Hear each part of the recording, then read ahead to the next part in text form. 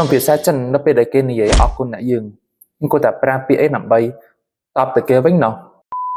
អញ្ចឹងពាក្យទី1នៃការតបពាក្យថាអរគុណក្នុងភាសាចិនគេហៅថាពូខឈីពាក្យថាពូខឈីហ្នឹងគឺមានន័យថាមិនបាច់គួរសមទេនៅពេលដែលនរណាគេអរគុណយើងហើយយើងចង់តបគេវិញដោយការគោរពដោយការ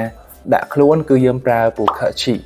ហើយចំពោះពាក្យទី2គឺថៃខឈីលើថៃខឈីលើនោះមានន័យថាគួរសមពេកហើយយើងប្រើសម្រាប់មនុស្សដែលស្និទ្ធស្នាលជាមួយយើងដូចជាគ្រួសារមិត្តភ័ក្តិអីចឹងរបៀបថាគួរសមពេកហើយព្រោះប៉ុណ្ណឹងសោះគ្នាឯងអីចឹងអានោះគឺប្រើថៃខឈីលើឧទាហរណ៍ថាថ្ងៃហ្នឹងខ្ញុំអញ្ជើញមិត្តភក្តិខ្ញុំទៅញ៉ាំបាយនៅខាងក្រៅហើយពួកគាត់អរគុណខ្ញុំចុះនិយាយបានថា谢谢你请我们吃饭ថាថៃខឈីលើវាថាគួរសមពេកហើយ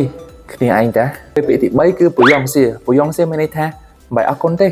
ពេលពាក្យទី4គឺម៉ៃយ៉ូបើសិនជាយើងប្រើជាទូទៅមានន័យថា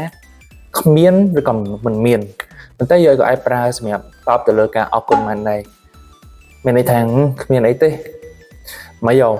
ហើយយើងក៏អាចទៅឡើងថូនសម្លេងមកវាដែរឧទាហរណ៍ថាគេអរគុណអ្នកយើងនិយាយម៉ៃយ៉ូអីចឹងយើងដាក់3ចូលគ្នាក៏បានដែរហើយដល់ពេលពាក្យទី5គឺ小